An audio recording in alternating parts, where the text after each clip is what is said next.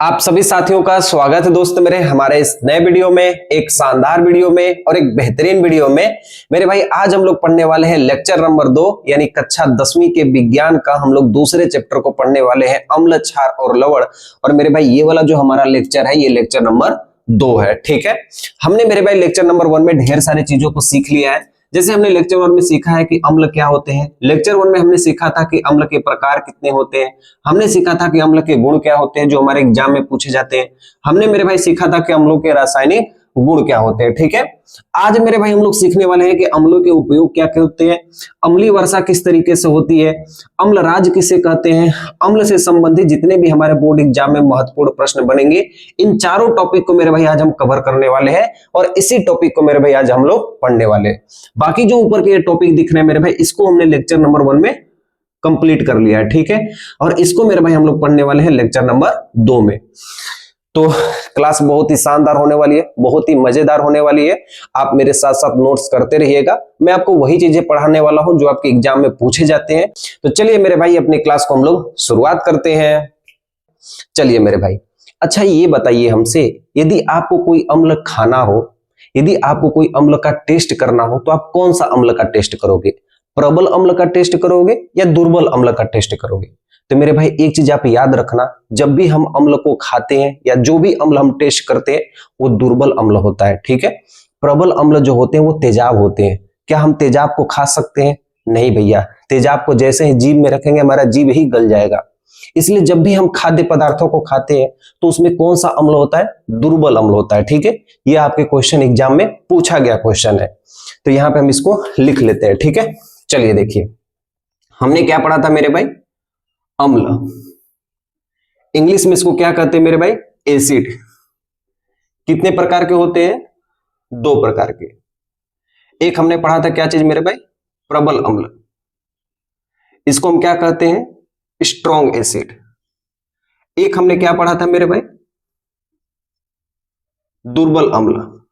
ठीक है, इसको हम क्या कहते हैं मेरे भाई? Weak acid. इसे मैं इरेज कर देता हूं। ठीक है, वीक एसिड कहते हैं। ठीक है, चलिए मेरे भाई सबसे पहले हम वीक एसिड के बारे में पढ़ लेते हैं, कौन कौन से वो वीक एसिड होते हैं जो हम खाद्य पदार्थों में यूज करते हैं। ठीक है, सबसे ज्यादा क्वेश्चन आपके एग्जाम में यहां से पूछा जाता है, तो हम सारे क्वेश्चंस को लिख लेते हैं जो हमारे एग्जाम में पूछ सकता है। ठीक है, चलिए देखिए सबसे पहले देखिए कि दुर्बल अम्ल होता क्या है। ठीक है, लिखिए जली विलयन में कम H+ आयन देते हैं। जो दुर्बल अम्ल होते हैं वो जली विलयन में बहुत ही कम H+ आयन देते हैं। ठीक है, आयन देते हैं। आप एक बात मेरे भाई ध्यान रखना, यदि अम्ल होगा तो उस यौगिक में H होगा, अगर मेरे भाई क्षार होगा तो उस यौगिक में OH होगा, तभी वो मेरे भाई अम्ल क्षार आप पहचान कर सकते हो। अगर जहां भी H है मतलब मेरे भाई वो अम्ल होगा, और जहां भी OH है मतलब वो क्या होगा? क्षार होगा। ठीक है, जो दुर्बल अम्ल होते हैं मेरे भाई वो जली विलयन में H+ कम आयन देते हैं। ठीक है, नेक्स्ट लिखिए मेरे भाई जो दुर्बल अम्ल होते हैं ना, इसका उपयोग हम खाद्य परीक्षण में करते हैं। ठीक है, कहां उपयोग करते हैं मेरे भाई? खाद्य परीक्षण में उपयोग करते हैं। तो दुर्बल अम्ल का उपयोग खाद्य परीक्षण मतलब खाने वाले सामानों में यूज करते हैं। ठीक है, दुर्बल अम्ल का उपयोग खाद्य पदार्थों में करते हैं, खाद्य पदार्थों में करते हैं। ठीक है, और मेरे भाई एक चीज आप नोट करिएगा कि जितने भी प्राकृतिक अम्ल होते हैं, ठीक है, जितने भी प्राकृतिक अम्ल होते हैं जो प्रकृति में पाए जाते हैं, जैसे मान लो हम लोग नींबू का टेस्ट करते हैं, हम लोग दही का यूज करते हैं, संतरा का यूज करते हैं, तो प्रकृति में जितना भी पाए जाने वाला अम्ल होता है वो कौन सा अम्ल कहलाता है? दुर्बल अम्ल कहलाता है। ठीक है, साथ ही मेरे भाई जितने भी कार्बनिक अम्ल होते हैं, जिस अम्ल में मेरे भाई कार्बन होते हैं, कार्बनिक अम्ल, ठीक है, कार्बनिक अम्ल, ये दोनों मेरे भाई दुर्बल अम्ल होते हैं। दुर्बल अम्ल होते हैं। ठीक है, तो यहां से क्वेश्चन मेरे भाई पूछा जाता है, इसलिए मैं ये तीनों पॉइंट को फिर से आपको लिखवा दिया हूं, आप इसे फिर से नोट कर लीजिएगा। आपसे पूछा जाता है कि जो दुर्बल अम्ल होते हैं वो जलीय विलयन में कितना आयन देते हैं, बहुत ही कम मात्रा में H+ आयन देते हैं। ठीक है, दुर्बल अम्ल का उपयोग हम कहां करते हैं, खाद्य पदार्थों में करते हैं, क्योंकि हम तेजाब को नहीं खा सकते हैं। प्रबल अम्ल का मतलब हो गया मान लो तेजाब, तो हम तेजाब को नहीं खा सकते हैं। ठीक है, प्राकृतिक अम्ल, कार्बनिक अम्ल, ये दोनों मेरे भाई दुर्बल अम्ल होते हैं। जिस अम्ल में कार्बन होता है उसे कार्बनिक अम्ल कहते हैं, जिस जो प्रकृति में पाया जाता है अम्ल उसे हम प्राकृतिक अम्ल कहते हैं। ठीक है, ये दोनों मेरे भाई वीक एसिड होते हैं। ठीक है, चलिए देखो, क्वेश्चन आपसे कई तरीके से एग्जाम में पूछा जाता है। आपसे पूछा जाता है कि इमली में कौन सा अम्ल पाया जाता है, आपसे पूछा जाता है कि संतरा में कौन सा अम्ल पाया जाता है, आपसे पूछा जाता है कि जो हम लोग घर में अचार यूज करते हैं उसमें कौन सा रस पाया जाता है, आपसे पूछा जाता है कि मनुष्य के उदर गुदा में यानी पेट में जो अम्ल पाया जाता है वो कौन सा अम्ल पाया जाता है। ठीक है, तो कई सारे मेरे भाई अम्ल होते हैं जो हमारे दैनिक जीवन में पाए जाते हैं, ये आपसे पूछा जाता है। ठीक है, आप ये क्वेश्चन बहुत ट्रेंडिंग में चल रहा है मेरे भाई कि दूध और दही में कौन सा अम्ल पाया जाता है, लैक्टिक अम्ल पाया जाता है। ठीक है, तो हम उस अम्ल को लिख लेते हैं जो खाद्य परीक्षण में उपयोग किए जाते हैं। ठीक है, चलिए मेरे भाई देखिए, यदि मैं आपसे पूछूं कि मक्खन, मक्खन इसी को हम कहते हैं बटर, मक्खन यानी बटर, बटर में कौन सा अम्ल पाया जाता है, ऑक्जेलिक अम्ल पाया जाता है, ब्यूटेरिक अम्ल, कौन सा अम्ल पाया जाता है मेरे भाई, ब्यूटेरिक अम्ल पाया जाता है। ठीक है, मक्खन में कौन सा अम्ल पाया जाता है, ब्यूटेरिक अम्ल पाया जाता है। ठीक है, मैं आपसे पूछूं कि सेब में कौन सा अम्ल पाया जाता है, एप्पल, मैं यहां पे लिख देता हूं सभी का नाम। ठीक है, देखिए आपसे पूछा जाता है मेरे भाई कि सेब में कौन सा अम्ल पाया जाता है, टमाटर और पालक में कौन सा अम्ल पाया जाता है, इमली में कौन सा अम्ल पाया जाता है, नींबू और जितने भी खट्टा पदार्थ होते हैं उसमें कौन सा अम्ल पाया जाता है, सिरका यानी विनेगर, विनेगर यानी मेरे भाई अचार में हम लोग सिरका का उपयोग करते हैं। जो मेरे भाई मार्केट में अचार होते हैं वो कई दिनों तक रहते हैं, 1 साल 2 साल तक रहते हैं। घर का अचार मेरे भाई 6 महीना 7 महीने के बाद सड़ जाता है, बिगड़ जाता है, लेकिन मार्केट के अचार होते हैं वो 1 साल 1.5 साल तक रहते हैं। तो उसमें मेरे भाई हम लोग विनेगर का उपयोग करते हैं। जो गोलगप्पे खाते हैं मेरे भाई वहां पे मेरे भाई हम लोग विनेगर का उपयोग करते हैं, सिरका का उपयोग करते हैं, क्योंकि इमली इतना महंगा होती है इसलिए हम लोग फुल्की को खट्टा करने के लिए उसमें हम विनेगर का उपयोग करते हैं, जो कि बहुत ही खराब होता है। ठीक है, देखिए दूध में किस अम्ल का उपयोग करते हैं ये भी एग्जाम में पूछा जाता है। अगर लाल चींटी मेरे भाई या मधुमक्खी डंक मार देती है तो हमें कौन सा अम्ल छोड़ के जाती है हमारे नसों में, प्रोटीन में कौन सा अम्ल पाया जाता है। इतने सारे क्वेश्चंस मेरे भाई आप लोग ध्यान रखना, इससे ज्यादा आपके एग्जाम में कुछ भी नहीं पूछा जाएगा। ठीक है, देखिए सेब में कौन सा अम्ल पाया जाता है। ठीक है मेरे भाई, सेब में हमारे पास पाया जाता है मैलिक अम्ल। ठीक है, लिखना कौन सा अम्ल पाया जाता है, मैलिक अम्ल। ठीक है, टमाटर और पालक में मेरे भाई हमारे पास पाया जाता है ऑक्जेलिक अम्ल। कौन सा अम्ल पाया जाता है, ऑक्जेलिक अम्ल। ठीक है, लिखना इमली में कौन सा अम्ल पाया जाता है, टारटरिक अम्ल। ठीक है, कौन सा अम्ल पाया जाता है मेरे भाई, टारटरिक अम्ल पाया जाता है। जितने भी खट्टा पदार्थ होते हैं, दूध, दही, मंठा, नींबू, संतरा, मौसमी, आंवला, जितने भी खट्टे पदार्थ होते हैं मेरे भाई उसमें पाया जाता है हमारे पास सिट्रिक अम्ल। कौन सा अम्ल पाया जाता है मेरे भाई, सिट्रिक अम्ल। ठीक है, और जो सिरका होते हैं जिसे हम विनेगर कहते हैं इसमें पाया जाता है एसिटिक अम्ल। कौन सा अम्ल पाया जाता है मेरे भाई, एसिटिक अम्ल। ठीक है, और दूध में आप सभी को पता है मेरे भाई, आप लोग जानते ही हो लैक्टिक अम्ल। लैक्ट का मतलब ही होता है दूध, लैटिन भाषा है लैक्टिक अम्ल। ठीक है, और लाल चींटी और मधुमक्खी जब डंक मारती है तो हमारे पास कौन सा अम्ल छोड़ के जाती है, फार्मिक अम्ल। ठीक है, क्या कहते हैं इसको, फार्मिक अम्ल। इसी को मेरे भाई मेथेनोइक अम्ल कहते हैं। और प्रोटीन में मेरे भाई कौन सा अम्ल होता है, अमीनो अम्ल होता है। ठीक है, ये बात मेरे भाई आप लोग ध्यान देना। आप यदि नीचे नहीं दिख रहा होगा तो मैं यहाँ पे बोल देता हूँ, प्रोटीन में कौन सा अम्ल पाया जाता है, अमीनो अम्ल पाया जाता है। तो इतनी सारे पॉइंट मेरे भाई आप ध्यान रखिएगा। आप ये देखिए मेरे भाई कि मैं आपको कितने सारे क्वेश्चंस यहाँ पे बताया हूँ। देखो एग्जाम में आपसे ये नहीं पूछा जाता है मेरे भाई कि दुर्बल अम्ल क्या होती है, दुर्बल अम्ल की परिभाषा बताइए। जो बहुविकल्पी वाले क्वेश्चन होते हैं ना वो ऐसे क्वेश्चंस को वहां पे दिए जाते हैं। ठीक है, तो जलीय विलयन में H+ आयन देते हैं। दुर्बल अम्ल का उपयोग खाद्य पदार्थों में हम लोग करते हैं। प्राकृतिक अम्ल, कार्बनिक अम्ल ये दुर्बल अम्ल होते हैं। मक्खन में ब्यूटेरिक अम्ल पाया जाता है, सेब में मैलिक अम्ल पाया जाता है, टमाटर और पालक में ऑक्जेलिक अम्ल पाया जाता है, इमली में टार्टरिक अम्ल पाया जाता है, और सिरका में एसिटिक अम्ल पाया जाता है, दूध में लैक्टिक अम्ल पाया जाता है, चींटी और डंक मार दे तो वहां पे फार्मिक अम्ल पाया जाता है, इसी को मेथेनोइक अम्ल कहते हैं। और प्रोटीन में मेरे भाई अमीनो अम्ल पाया जाता है। इतनी सी बात मेरे भाई आप लोग ध्यान रखना, ठीक है। तो ये वाला चीज जो है ये खाने वाली चीजें हैं, ठीक है। अब मैं जो आपको लिखवाऊंगा ये प्रबल अम्ल है, स्ट्रॉन्ग एसिड है, मजबूत एसिड है, ठीक है। ये इतने स्ट्रॉन्ग होते हैं ना, कभी मेरे भाई कभी आप देखे हो कि मान लो कोई तेल है और किसी के ऊपर छटक के यदि उसके शरीर पर चला जाए तो क्या बना लेता है, फोका। फोका का मतलब घाव बना लेता है, यस या नो, हाँ या ना। इसी तरह ये प्रबल अम्ल होते हैं, यदि ये सांद्र अवस्था में होते हैं तो बहुत ही ज्यादा खतरनाक होते हैं, छलनी कर देते हैं हाथ का, इतने ये खतरनाक होते हैं, जला देते हैं। तो ये प्रबल अम्ल कहलाते हैं, ठीक है। तो प्रबल अम्ल में मेरे भाई सबसे पहला हेडिंग आप लोग लगाइए HCl। सीखिए मेरे भाई HCl, प्रबल अम्ल में पहला बात क्या है, HCl। देखिए सबसे पहले इसके बारे में समझ लीजिए, ठीक है। देखिए HCl को मेरे भाई हम लोग कहते हैं हाइड्रोक्लोरिक अम्ल कहते हैं, ठीक है। हमारे पेट में मेरे भाई एक अम्ल होता है, जो हम कोई भी सामान को खाते हैं ना तो वो पचाने का कोशिश करता है। तो हमारे आमाशय में प्रोटीन को पचाने के लिए किस अम्ल का उपयोग करते हैं हम लोग, HCl का उपयोग करते हैं। ये कहां पे होता है, मनुष्य के पेट में होता है। कहां पे होता है, मनुष्य के पेट में होता है।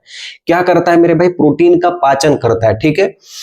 इसे हम क्या कहते हैं, इसे हम कहते हैं मेरे भाई हाइड्रोक्लोरिक अम्ल कहते हैं, ठीक है। इसी को मेरे भाई हम लोग म्यूरेटिक अम्ल कहते हैं, ठीक है। हमारा जो ये कपड़ा दिख रहा है ना, इस कपड़े का कोई ना कोई रंग है, यस या नो, इस कपड़े का कोई ना कोई रंग है। तो जो सूती वस्त्र उद्योग होते हैं, जो वस्त्र उद्योग होते हैं, वहां पे कपड़ों को रंगने के लिए इसका उपयोग किया जाता है। जब मेरे भाई कपड़ा को रंग दिया जा सकता है तो क्या मेरे भाई, जब फोटोग्राफी होती है, जो हम लोग की फोटो निकलती है, तो उसमें भी रंग की आवश्यकता होती है। तो फोटोग्राफी में भी इसका उपयोग करते हैं, ठीक है। तो ये कई सारे ऐसे पॉइंट है जो आप इसको लिख लीजिए, ठीक है। आपके एग्जाम में पूछ सकता है, हाइड्रोक्लोरिक अम्ल आपसे दिया है, NCERT का क्वेश्चन है, तो हम इसके बारे में लिख लेते हैं, ठीक है। लिखिए HCl को हम क्या कहते हैं, हाइड्रोक्लोरिक अम्ल कहते हैं, ठीक है। ये कैसा अम्ल है, प्रबल अम्ल है, ठीक है। इसी को मेरे भाई हम लोग कहते हैं म्यूरिएटिक अम्ल, म्यूरिएटिक अम्ल, म्यूरिएटिक अम्ल कहते हैं, ठीक है। इसका काम क्या होता है, अमाशय में यानी पेट में किसका पाचन करता है, प्रोटीन का। स्टार बनाना मेरे भाई, ये क्वेश्चन आपसे पूछा जा सकता है, ठीक है। अमाशय में प्रोटीन का पाचन करता है, ठीक है। अमाशय में प्रोटीन का पाचन करता है, ठीक है। और कहां इसका उपयोग हम करते हैं, वस्त्र उद्योग में, वस्त्र उद्योग में मतलब कपड़े वाले उद्योग में, कंपनी में, वस्त्र उद्योग में वस्त्रों के रंगने के लिए, वस्त्रों को रंगने के लिए, ठीक है। जब हम वस्त्र को रंग सकते हैं तो मेरे भाई जो हम लोग फोटो कॉपी करवाते हैं, अपना फोटो निकलवाते हैं, वो भी तो रंगा हुआ आता है। तो इसका उपयोग हम कहां करते हैं, एक जगह लिखना, फोटोग्राफी में। इसका उपयोग हम कहां करते हैं, फोटोग्राफी में, ठीक है। एक और आपसे क्वेश्चन पूछा जाता है कि इसका पीएच मान कितना होता है, ठीक है। इसका पीएच मान, देखो पीएच का मतलब होता है पावर ऑफ हाइड्रोजन, ठीक है। इसी को यदि आप लैटिन वर्ड में लिखें तो पोटेंज ऑफ हाइड्रोजन, दोनों का मतलब एक ही होता है, ठीक है। पीएच मान का मतलब यही होता है, पावर ऑफ हाइड्रोजन, या इसी शब्द से मेरे भाई जैसे हम लोग कहते हैं शक्ति, हाइड्रोजन की शक्ति, इसको लैटिन वर्ड में कहा जाता है पोटेंज ऑफ हाइड्रोजन, ठीक है। तो ये दोनों बात मेरे भाई आप लोग ध्यान देना। इसका पीएच मान कितना होता है, 1.5 होता है। तो इतनी सारी चीजें मेरे भाई आप लोग ध्यान रखिएगा, ठीक है। तो यहाँ पे पहले मेरे भाई नोट कर लीजिए HCl अम्ल के बारे में। ये प्रबल अम्ल में मैं पहला अम्ल आपको बताया हूं, ठीक है। इसके बाद आपको पढ़ना पड़ेगा H2SO4, सांद्र सल्फ्यूरिक अम्ल। इसी को मेरे भाई हम लोग तेजाब कहते हैं। तो हम लोग तेजाब के बारे में सीख लेते हैं कि तेजाब का उपयोग हम लोग कहां कहां करते हैं, ठीक है। चलिए देखिए, इसे मेरे भाई क्या करिए, आप लोग नोट कर लीजिए, ठीक है। देखिए अब मैं जो आपको पढ़ाऊंगा ना, इसके नीचे लिखिएगा, ठीक है। ये मैं दुर्बल अम्ल अभी नहीं पढ़ा रहा हूं, अभी मैं प्रबल अम्ल पढ़ा रहा हूं, ठीक है। तो प्रबल अम्ल की अगली हेडिंग आप लोग लिखिएगा, जैसे HCl लिखे, इसके ठीक नीचे मेरे भाई लिखिएगा H2SO4, ठीक है। इसी को मेरे भाई अम्लों का राजा कहते हैं, इसी को गंधक का तेजाब कहते हैं। इसी को मेरे भाई हम लोग कहते हैं सल्फ्यूरिक अम्ल कहते हैं। ठीक है, देखिए अगर आप केमिस्ट्री पढ़ रहे हो मेरे भाई तो आपको सल्फ्यूरिक अम्ल के बारे में जरूर ज्ञान होगा। ठीक है, देखिए सल्फ्यूरिक अम्ल होता क्या है, ये देखो मेरे भाई संक्षारण है। संक्षारण का मतलब होता है चीजों को नष्ट कर देता है। इसी को मेरे भाई हम लोग तेजाब कहते हैं। ठीक है, इसे थोथे का तेल कहते हैं, इसे गंधक का तेजाब कहते हैं, इसे सल्फ्यूरिक अम्ल कहते हैं। इतनी सी बात मेरे भाई आप लोग ध्यान रखिएगा। देखो हम लोग के घर में इन्वर्टर की बैटरी होती है, हाँ या ना। इन्वर्टर की बैटरी में इसी H2SO4 तनु का उपयोग हम लोग करते हैं। तनु का मतलब पतला, ढीला, पतला तनु H2SO4 का उपयोग करते हैं। आप कभी देखेंगे तो जो हमारे घर की इन्वर्टर होती है उसको किसी लकड़ी पे रखते हैं या किसी ऐसी जगह पे रखते हैं जहां जमीन से टच ना हो, और जहां इन्वर्टर की बैटरी रखी होती है उसके आसपास के चीज को क्या कर देती है, वो इन्वर्टर की बैटरी में जो तेल भरी गई होती है वो H2SO4 होती है, जो पूरे आसपास के क्षेत्र को भी क्या करती है, खराब कर देती है। तो ये संक्षारण का काम करती है। ठीक है, हम लोग बाथरूम में, टॉयलेट में हैपिक का उपयोग करते हैं। घर की साफ सफाई के लिए मेरे भाई हम लोग उपयोग करते हैं कुछ कीटनाशक पदार्थ हो, जैसे फिनाइल का उपयोग करते हैं। तो उसमें क्या मिलाया गया होता है, उसमें यही H2SO4 मिलाया गया होता है। इसी को मेरे भाई हम लोग क्या कहते हैं, तेजाब कहते हैं। ठीक है, इसी को मेरे भाई हम लोग अम्लों का राजा कहते हैं। बात समझ में आई? तो इतनी सारी पॉइंट मेरे भाई आप लोग याद रखिएगा, हमेशा के लिए आप लोग याद रखिएगा। आपको मेरे भाई फैक्चुअल चीज आपको समझ में आना चाहिए। ठीक है, जब हम अम्ल के बारे में पढ़ रहे हैं, जब हमारे पास H2SO4 जैसा महान टॉपिक हमारे सामने आया है तो इसे हम बढ़िया से पढ़ेंगे। ठीक है, चलिए मेरे भाई लिखिए, इसे हम क्या कहते हैं, इसे अम्लों का राजा कहते हैं। इसे हम क्या कहते हैं, अम्लों का राजा कहते हैं। ठीक है, इसी को हम क्या कहते हैं, सल्फ्यूरिक अम्ल कहते हैं। ठीक है, लिखिए, इसको हम कहते हैं oil of vitriol. Oil of vitriol, थोथे का तेल, थोथे का तेल। ठीक है, देखो एनसीईआरटी में सिर्फ आपको दो चीज दिया है, मैं आपको दो अलग से लिखवा देता हूं ताकि आपको कभी कंफ्यूजन ना हो। ठीक है, इसे गंधक का तेजाब भी कहते हैं, गंधक का तेजाब कहते हैं। ठीक है, यही तेजाब होता है, इसी को मेरे भाई हम क्या कहते हैं, तेजाब कहते हैं। H2SO4 को हम क्या कहते हैं, तेजाब कहते हैं। तो इसी को मेरे भाई हम क्या कहते हैं, तेजाब कहते हैं। H2SO4 को ही तेजाब कहते हैं। नाम ने सुना होगा आपने, तेजाब यानी एसिड कोई फेंक दिया, तो इसी को हम क्या कहते हैं, तेजाब कहते हैं। ठीक है, अगर ये मेरे भाई गाढ़ा होगा तो बहुत खतरनाक होगा, अगर ये ढीला होगा तो कम खतरनाक होगा। चिन्नी का सिर्रा देखें मेरे भाई, एक जलेबी बनाई जाती है, चिन्नी को खूब सिर्रा एकदम बना दिया जाता है, एकदम मोटा चिन्नी का सिर्रा बनाया जाता है। तो उसी तरह मेरे भाई यदि ये सांद्र होगा तो बहुत ज्यादा अम्ल इसमें होगा, बहुत ज्यादा ये संक्षारण करेगा। अगर ये मेरे भाई तनु होगा, जैसे हम लोग घर में शरबत पीते हैं तो चीनी को बहुत ही कम मात्रा में मिलाते हैं, हाँ या ना, तो वो मेरे भाई तनु सल्फ्यूरिक अम्ल का उपयोग हम लोग कहाँ करते हैं, बैटरियों में करते हैं। ठीक है, तो हमारे घर में जो बैटरी होती है उसको हम कहते हैं लेड एसिड सेल, सीसा संचायक सेल। इन्वर्टर की बैटरी में हम लोग तेजाब का उपयोग करते हैं। लिखिए, अगला पॉइंट लिखिए, घरों की बैटरियों में ऐसे लिखना, सीसा संचायक सेल, उसको हम कहते हैं सीसा संचायक सेल। लेड स्टोरेज सेल, ये इसी को कहते हैं इन्वर्टर की बैटरी, इन्वर्टर की बैटरी। विज्ञान में इन्वर्टर की बैटरी नहीं दिया जाता है। ठीक है, वहां पे लिखा होता है सीसा संचायक सेल या लेड स्टोरेज सेल में सल्फ्यूरिक अम्ल का उपयोग करते हैं। लिखना, सल्फ्यूरिक अम्ल का उपयोग करते हैं, उपयोग करते हैं। लिखना, बाथरूम साफ करने के लिए। ठीक है, मैं आपको फैक्चुअल चीज बता रहा हूं, जो चीज आपको जाननी है। ठीक है, बाथरूम साफ करने के लिए, बाथरूम साफ करने के लिए H2SO4 को हम तेजाब के रूप में उपयोग करते हैं, तेजाब के रूप में उपयोग करते हैं, उपयोग करते हैं। ये कैसा होता है मेरे भाई, ये किस प्रकृति का होता है, ये संक्षारण करता है। संक्षारण का मतलब होता है आसपास चीजों को क्या करता है, खराब करता है, ठीक है। क्या करता है मेरे भाई, खराब करता है। तो मेरे भाई इतना सारा क्वेश्चंस और इतनी सारी बेस्ट फैक्ट आपको मैं सिखा रहा हूं, इस चीज को आप ध्यान दीजिएगा। देखिए हमें क्या पढ़ना है, हमें पढ़ना है हाइड्रोक्लोरिक अम्ल H2SO4, दो ही तो अम्ल हमारे एनसीईआरटी में दिया हुआ है। लेकिन मेरे भाई जो मैं फैक्ट आपको बता रहा हूं ना, एक एक चीज को मेरे भाई आपको कहीं खोजने की जरूरत नहीं पड़ेगी कि मैं क्या छोड़ा हूं।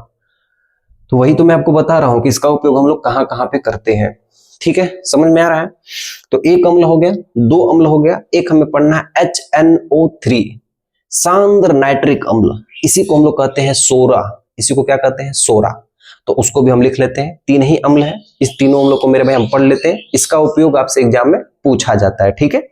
लिखिए HNO3, इसे मैं इरेज कर देता हूं। अगला हेडिंग आप लोग लगाइए HNO3, ये प्रबल अम्ल के मेरे भाई एग्जाम्पल आपको लिखवा रहा हूं, ठीक है। और ये दुर्बल अम्ल में आपको लिखवाया था, जो खाद्य पदार्थों वाली चीज थी, ये प्रबल अम्ल में आपको लिखवा रहा हूं। तीन ही अम्ल है, ध्यान से में पढ़ना है, ठीक है। इसे हम लोग कहते हैं नाइट्रिक अम्ल, N का मतलब नाइट्रिक, H का मतलब अम्ल, ऐसे याद रखना, नाइट्रिक अम्ल। और जहां भी मेरे भाई नाइट्रोजन आ जाए, इसका मतलब होता है कि ये विस्फोट करने के लिए उपयोग किया जाता है। किसके लिए, ये विस्फोटक के रूप में कार्य करता है। जहां भी N आ जाए, इसका मतलब है कि ये विस्फोट करने वाला पदार्थ है, ठीक है। N का मतलब ये होता है विस्फोट, आम भाषा में समझिए मेरे, जहां भी जिस यौगिक में N है, इसका मतलब वहां पे उस यौगिक में क्या होगा, विस्फोट होगा, वो विस्फोटक यौगिक है, ठीक है।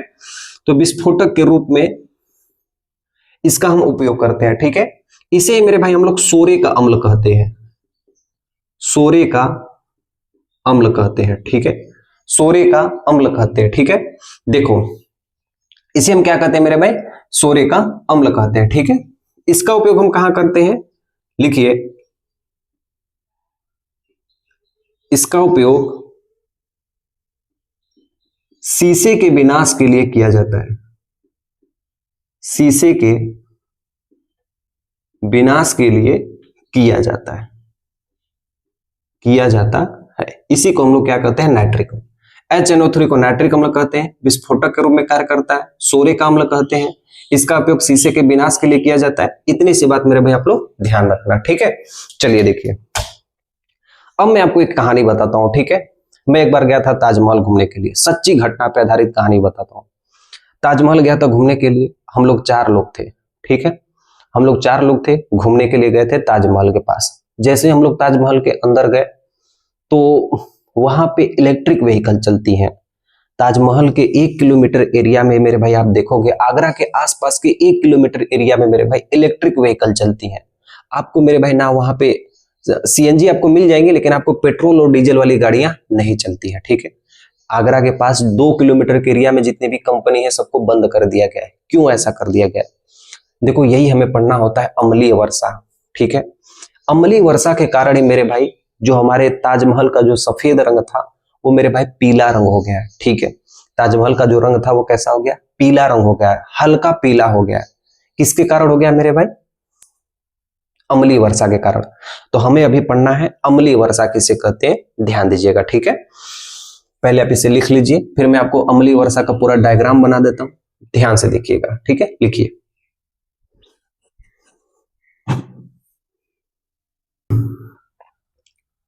अगला हेडिंग लिखिए, अम्लीय वर्षा, एसिड रेन क्या होती है। देखो ये हमारी हो गई वाहन, ठीक है। ये हमारे क्या हो गए, वाहन हो गए। इस वाहन से धुआं निकलेगा, यस या नो? इस वाहन से क्या निकलेगा, धुआं निकलेगा। ये हमारे पास क्या हो गई, कंपनी। ये क्या हो गई, आगरा के आसपास की क्या हो गई, कंपनी हो गई, ठीक है।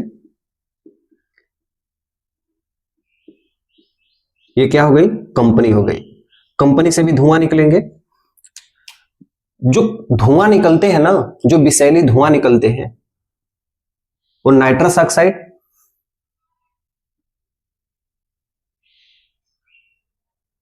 NO2 और SO2 निकलते हैं, ठीक है। यहां से भी कौन सी गैस निकलेगी, धुआं में कौन सी गैस होती है, NO2 और SO2। ये धुआं कहां जाएगी, बादल के पास जाएगी। ये धुआं कहां जाएगी? ये धुआं बादल के पास जाएगी। ठीक है, बादल में क्या होता है मेरे भाई? पानी होता है। बादल में क्या होता है मेरे भाई? पानी होता है। ठीक है, अब ये सारे धुआं कहां जाएंगे? बादल में। बादल में क्या होता है मेरे भाई? पानी होते हैं। अब NO2 जल में मिल जाएगा। पानी मतलब क्या हो गया? H2O। अब NO2 कहां मिल जाएगा? जल में मिल जाएगा। तो जब मेरे भाई NO2 को जल में मिला देंगे तो हमारे पास बनता है क्या? HNO3। बात समझिएगा, इस SO2 को यदि जल में मिला देंगे तो हमारे पास बन जाएगा H2SO4। देखिए धुएं में कौन सी गैस निकलती है? NO2 और SO2। NO2 और SO2, ये धुआं कहां जाएगा? बादल में। ये धुआं उड़ के कहां जाते हैं? बादल में। बादल में क्या होता है? पानी होता है।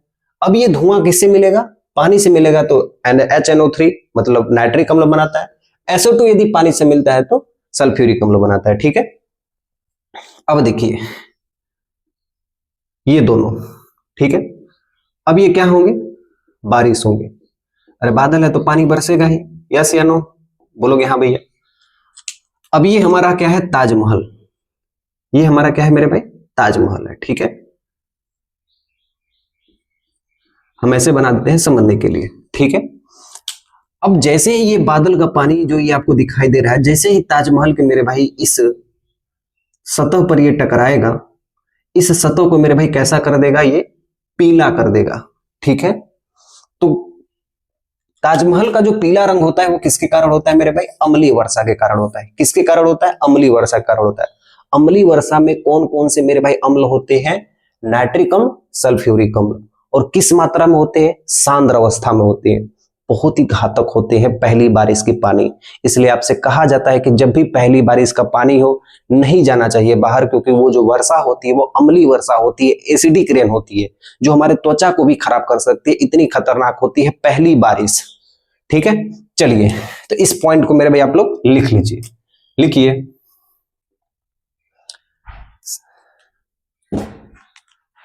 सल्फ्यूरिक अम्ल और नाइट्रिक अम्ल। लिखिए, सल्फ्यूरिक अम्ल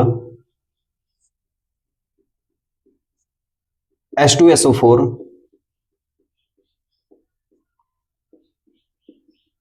तथा नाइट्रिक अम्ल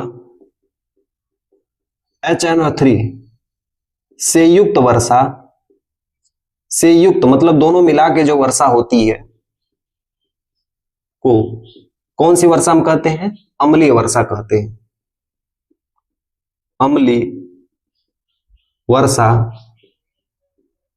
कहते हैं। सल्फ्यूरिक अम्ल और नाइट्रिक अम्ल से युक्त वर्षा को हम क्या, कौन सी वर्षा कहते हैं? अम्लीय वर्षा कहते हैं। ठीक है, कौन सी वर्षा कहते हैं मेरे भाई? अम्लीय वर्षा कहते हैं। ठीक है, यह अम्लीय वर्षा जैसे ताजमहल को बेकार कर देती है, उसी तरह इमारतों को भी नुकसान पहुंचा सकती है। तो हम लिख सकते हैं कि यह जो अम्लीय वर्षा होती है, जो अम्लीय वर्षा हो रही है, ये जो अम्लीय वर्षा हो रही है, एसिडिक रेन, ये इमारतों को नुकसान पहुंचाती है। यह अम्लीय वर्षा,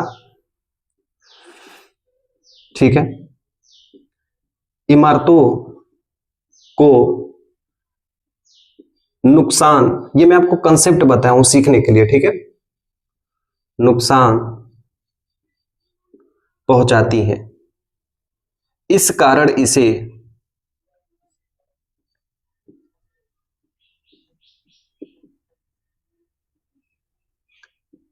इमारतों का कुष्ठ रोग, ठीक है, इस कारण इस अम्लीय वर्षा को हम कहते हैं इमारतों का कुष्ठ रोग कहते हैं। कुष्ठ रोग कहते हैं। ठीक है, ये चीज ध्यान दीजिएगा, इसे हम इमारतों का क्या कहते हैं? कुष्ठ रोग कहते हैं। ठीक है, एग्जाम्पल में लिख लीजिएगा, ताजमहल का पीला होना, ताजमहल का पीलापन होना। ठीक है, समझ में? तो ये हमने आपको क्या सिखाया? ये हमने आपको सिखाया है अम्लीय वर्षा। अम्ल की जो वर्षा होती है उसे हम क्या कहते हैं? अम्लीय वर्षा। बस समझ में आई? क्लियर हो गया यहां तक? अगला चीज देखिए, अगर मैं आपसे कहूं कि मेरे भाई आप अच्छा ये बताइए, किसी को आप रम पीते हुए देखे हैं, किसी को दारू पीते हुए देखे हैं, अल्कोहल किसी को पीते हुए देखे हैं? हम उसमें क्या करते हैं, पानी में दारू डालते हैं या दारू में पानी डालते हैं? मेरे कहने का मतलब ये है कि हम लोग अम्ल में पानी डालते हैं या पानी में अम्ल डालते हैं। तो आप कहोगे भैया कि हम लोग पानी में अम्ल डालते हैं, ठीक है। अच्छा आप ये बताइए, छोड़ दीजिए उसको मेरी बात, एक जला हुआ तेल है, तेल मतलब समझ रहे हैं ना, जो अगर एक तेल खौलता हुआ तेल है, अच्छा ये बताइए कि उस खौलते हुए तेल में यदि हम पानी डालेंगे तो वो नुकसान करेगा, या पानी में मेरे भाई खौलता हुआ तेल डालेंगे तो वो नुकसान करेगा? पानी यदि अधिक मात्रा में है, पानी यदि अधिक मात्रा में है उसमें तेल डालेंगे तो कोई भी नुकसान नहीं होगा। तो मेरे भाई एक चीज हमेशा याद रखना कि अम्ल को पतला करने के लिए, अम्ल को पतला करने के लिए हम अम्ल को पानी में डालते हैं, ना कि पानी को अम्ल में। चीजों को ध्यान से सीखना मेरे भाई, ये कंसेप्ट है एनसीईआरटी का, आपसे पूछा जाता है, ठीक है। ये क्वेश्चन आंसर मैं आपको लिखवाऊंगा इसका, देखिए यहां पे मैं 2 बॉक्स आपको बना देता हूं, ठीक है। देखिए सीखने की कोशिश कीजिए, ये आपसे क्वेश्चन पूछा जाता है, ठीक है। मैं आपको अभी प्रश्न उत्तर इसका लिखवाऊंगा, पहले ये समझिए, पहले कंसेप्ट समझिए। आपका कंसेप्ट यदि तगड़ा होगा ना तो आप अपने से बस क्वेश्चन को देख के आप उसको आंसर बना सकते हो, लिख सकते हो, कंसेप्ट आपका स्ट्रांग है तो, ठीक है। एक तरफ क्या है, पानी है, एक तरफ क्या है, अम्ल है, ठीक है। इस पानी में हम क्या डाल रहे हैं, अम्ल डाल रहे हैं। इस पानी में हम क्या डाल, इस अम्ल में क्या डाल रहे हैं, पानी डाल रहे हैं, ठीक है। आप ये बताओ कि कौन सा सही है कौन सा गलत है। मेरे भाई हमेशा याद रखना, पानी में अम्ल को डालोगे कोई प्रभाव नहीं पड़ेगा। पानी है उसमें अम्ल डालो, 2 बूंद डालो, 4 बूंद डालो, क्योंकि पानी का जो उष्मा धारिता होती है ना, उष्मा को सोखने की जो क्षमता होती है वो बहुत ज्यादा होती है। समझ में आ रहा है? यदि हमारा हाथ जल गया तुरंत सोचते हैं कि पानी में डाल दे आराम मिल जाए, क्यों? क्योंकि पानी की उष्मा धारिता, उष्मा को सोखने की क्षमता बहुत ज्यादा होती है, इसलिए पानी में हम लोग अम्लों को डालते हैं। आप ऐसे समझे ना मेरे भाई, जो लोग दारू पीते हैं ना वो लोग क्या करते हैं, वो लोग मेरे भाई पानी होती है उसमें मेरे भाई वो लोग आपको अल्कोहल मिलाते हैं। समझ में आ रहा है बात को? कभी भी मेरे भाई अल्कोहल में पानी नहीं मिलाया जाता है, कभी भी अम्ल में पानी नहीं मिलाया जाता है। तो बात आप लोग समझिएगा, ठीक है। चलिए देखिए, तो ये वाला मेरे भाई क्या हो गया, गलत हो गया, और ये वाला क्या हो गया मेरे भाई, सही हो गया। ऐसा करने पे क्या हो जाएगा मेरे भाई, जल जाएगा। तो आपसे एनसीईआरटी में क्वेश्चन पूछा गया है कि हम पानी में अम्ल क्यों मिलाते हैं, अच्छा हम लोग अम्ल को पतला करने के लिए हम लोग पानी में अम्ल क्यों मिलाते हैं, न कि अम्ल में पानी मिलाते हैं, ऐसा क्यों किया जाता है? ये एनसीईआरटी का क्वेश्चन है जो आपसे बार बार एग्जाम में पूछा जाता है, ठीक है। तो इस क्वेश्चन को भी हम क्या करते हैं, लिख लेते हैं। चलिए इसे आप लिखना चाहते हैं तो लिख लीजिए, बाकी मैं आपको डायग्राम बताया हूं सीखने के लिए, इसकी कोई जरूरत नहीं है, ठीक है। आपको बस यही लिखना है, ठीक है। चलिए देखिए, एनसीईआरटी का क्वेश्चन है, आप लोग ध्यान रखना, ठीक है। क्वेश्चन हमसे ये कह रहा है कि हम लोग अम्ल को पानी में क्यों मिलाते हैं, ना कि पानी को अम्ल में मिलाना चाहिए, ऐसा हम लोग क्यों करते हैं। मेरे भाई एक चीज ध्यान दीजिएगा, जब भी हम अम्ल को पानी में मिलाते हैं या अम्ल और पानी का जब भी मिश्रण होता है तो उसमें बहुत ज्यादा उष्मा निकलती है, ठीक है। कभी आप लोग मेरे भाई दाल को छौंकते हुए देखे हैं, अरहर की दाल होती है उसमें जीरा उरा डाल के उसको हम छौंकते हैं, तो कभी आप देखे हैं कि जैसे उसको मेरे भाई हम लोग डालते हैं उसमें बहुत ज्यादा छिटका निकलते हैं। छिटका का मतलब होता है छोटे छोटे पार्टिकल निकलते हैं। अगर मान लीजिए यदि वो तेजाब होता और आपके त्वचा पे जाके लग जाता तो वो सीधे छेद कर देता, इतना उसकी गर्मी होती है तेजाब की। समझ रहे बात को? तो इसलिए मेरे भाई कभी भी अम्ल में मेरे भाई हम लोग पानी को नहीं डालते, बल्कि पानी में हम लोग अम्ल को डालते हैं। तो छिटके निकलते हैं जो हमारे शरीर को चोट पहुंचा सकते हैं, नुकसान पहुंचा सकते हैं, इसलिए हम लोग इसका उपाय करने के लिए हम लोग पानी में ही अम्ल को डालते हैं ताकि हमें कोई भी नुकसान ना पहुंचे, ठीक है। तो लिखिए उत्तर इसका, कि मैं खुद उत्तर अपने से बनाया हूं, ठीक है। ये मैं ऐसा उत्तर आपको बनाया हूं जिससे आप एग्जाम में इसको लिख सकते हो, ठीक है। लिखिए अम्ल को पतला, पतला यानी तनुकृत करने के लिए निर्देश दिया जाता है, यानी कहा जाता है, निर्देश दिया जाता है ताकि, ठीक है, ताकि निर्देश दिया जाता है कि अम्ल को आधा क्वेश्चन का आंसर तो इसी तरह मिल जाएगा। अम्ल को पानी में मिलाना चाहिए, पानी में अम्ल को पतला करने के लिए निर्देश दिया जाता है कि अम्ल को पानी में मिलाना चाहिए,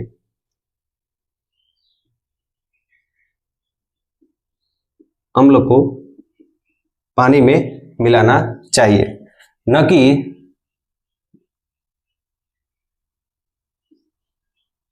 कि पानी को अम्ल में। ठीक है, क्योंकि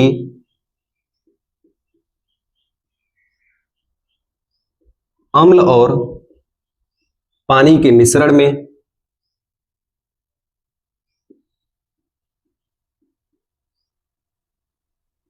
अत्यधिक ऊष्मा निकलती है। ऊष्मा मतलब हीट, ऊष्मा मतलब हीट। तापमान अलग होता है, ऊष्मा अलग होती है। अत्यधिक ऊष्मा निकलती है, अत्यधिक ऊष्मा निकलती है। ठीक है, जिससे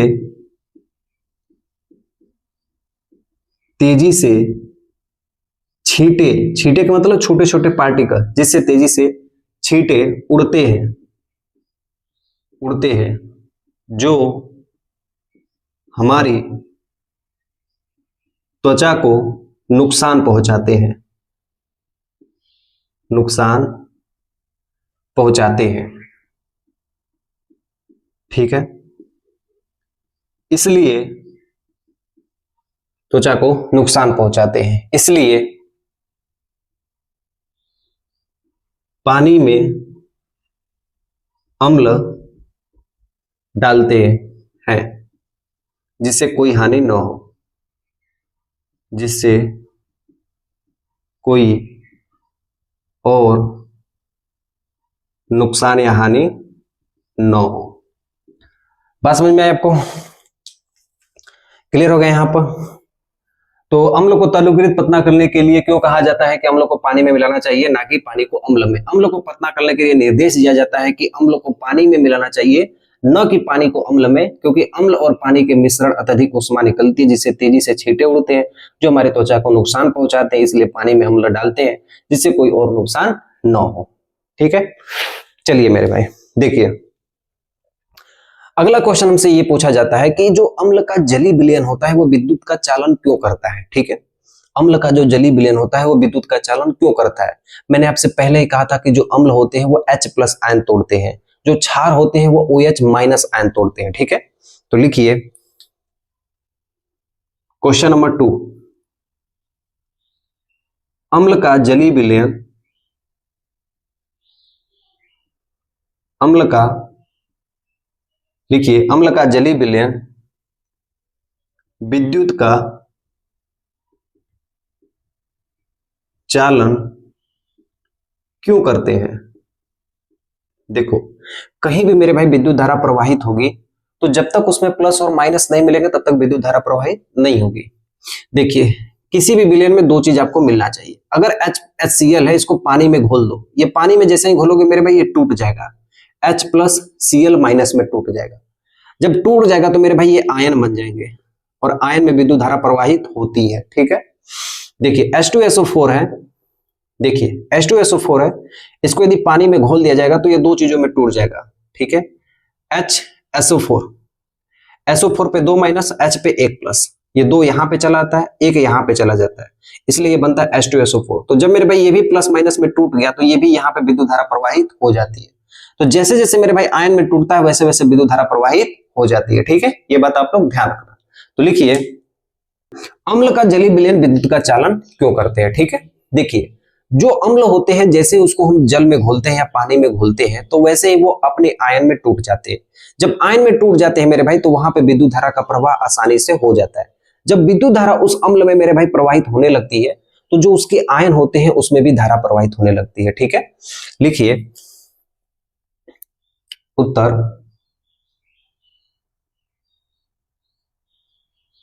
अम्ल को, ठीक है, जल में मिलाने पर या जलीय विलयन में मिलाने पर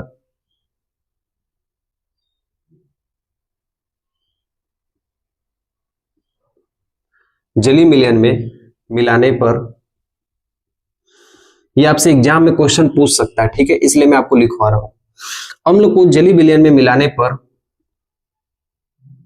ये आयनीकृत हो जाते हैं। आयनीकृत हो जाते हैं। आयनीकृत यानी, आयनीकृत यानी प्लस और माइनस में टूट जाना। आयनीकृत का मतलब प्लस और माइनस में टूट जाना। जब प्लस और माइनस में टूट जाती है तो वहां विद्युत धारा आसानी से प्रवाहित हो जाती है, तब वहां विद्युत धारा आसानी से प्रवाहित हो जाती है। तो इसमें उपस्थित आयन भी विद्युत का चालन करने लगते हैं, करने लगते हैं। जब पूरा पानी ही मेरे भाई विद्युत धारा से प्रवाहित हो जाएगा तो उसके जो आयन होंगे, जो प्लस और माइनस होंगे, वो भी विद्युत धारा का चालन करने लगते हैं। ठीक है, इतना बात आपको समझ में आई।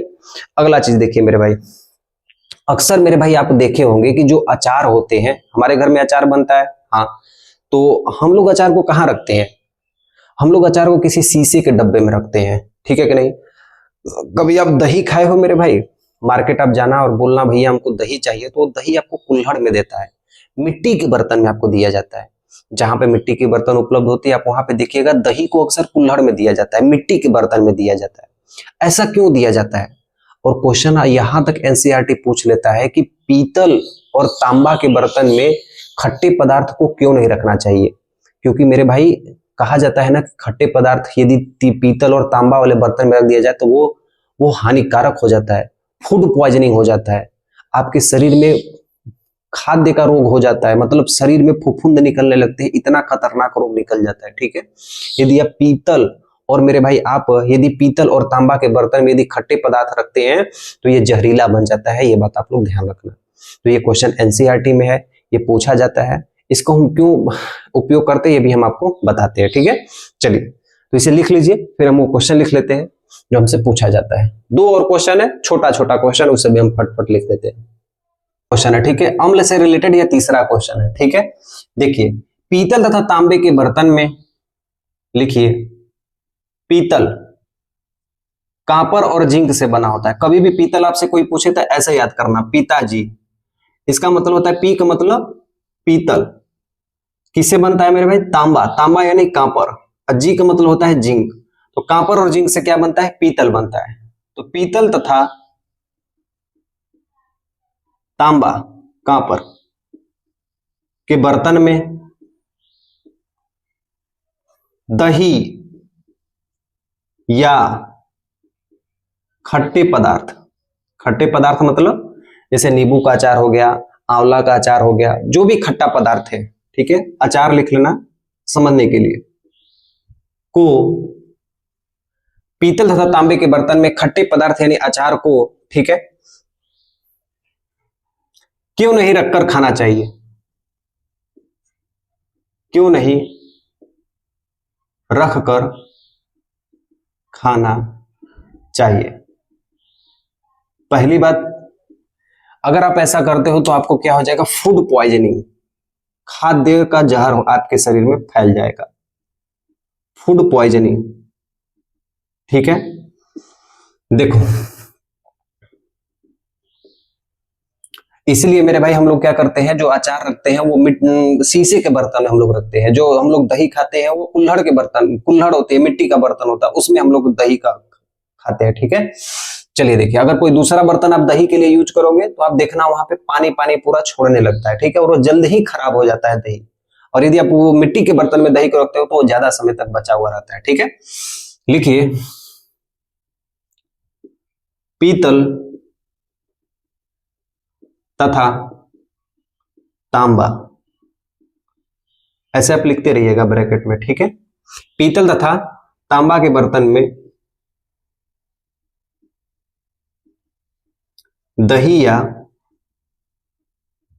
खट्टे पदार्थ को नहीं खाना चाहिए। ठीक है, नहीं खाना चाहिए। क्यों नहीं खाना चाहिए? क्योंकि इन पदार्थों में अम्ल, क्योंकि इन पदार्थों में जो अम्ल होते हैं, लैक्टिक अम्ल, हम मान लेते हैं कौन सा अम्ल है, दही में कौन सा अम्ल पाया जाता है? लैक्टिक अम्ल पाए जाते हैं। कौन सा अम्ल पाए जाते हैं? लैक्टिक अम्ल पाए जाते हैं, जो पीतल और तांबा से अभिक्रिया करके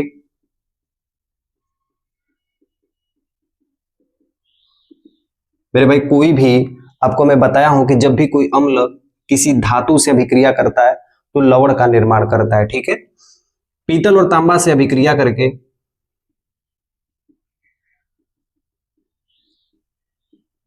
हानिकारक लवण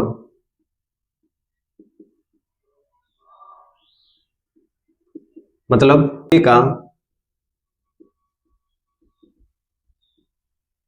सफेद, तांबे का सफेद चूर्ण, हानिकारक लवण जैसे तांबे का सफेद चूर्ण का निर्माण होता है, तांबे से अभिक्रिया करके हानिकारक लवण का निर्माण करते हैं, का निर्माण करते हैं। ठीक है, इसलिए हम खट्टे पदार्थों को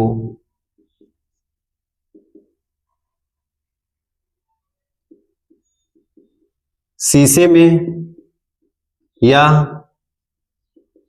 मिट्टी के बर्तन में रखते हैं, मिट्टी के बर्तन में रखकर खाते हैं या उपयोग करते हैं, दोनों होते हैं। ठीक है, रखते हैं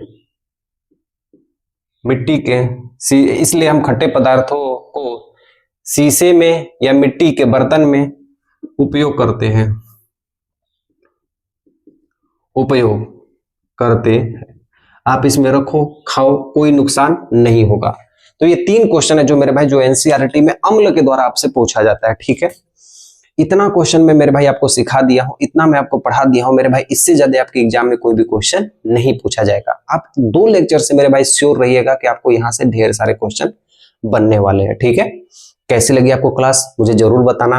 अगली वीडियो में मेरे भाई हम लोग पूरे क्षार को खत्म कर देंगे, फिर उसके बाद हम पीएच मान को खत्म करेंगे, फिर उसके बाद जो विविध में बचा हुआ है सब हम खत्म कर देंगे। ठीक है, चलिए मिलता हूं नेक्स्ट वीडियो में, तब तक के लिए मेरी तरफ से सेवा समाप्त। ख्याल रखना अपना, एक दिन में 1 लेक्चर देखना, पीछे की क्लास को रिवाइज करते रहना, सारी क्लास आपकी क्या हो जाएगी? पूरी हो जाएगी।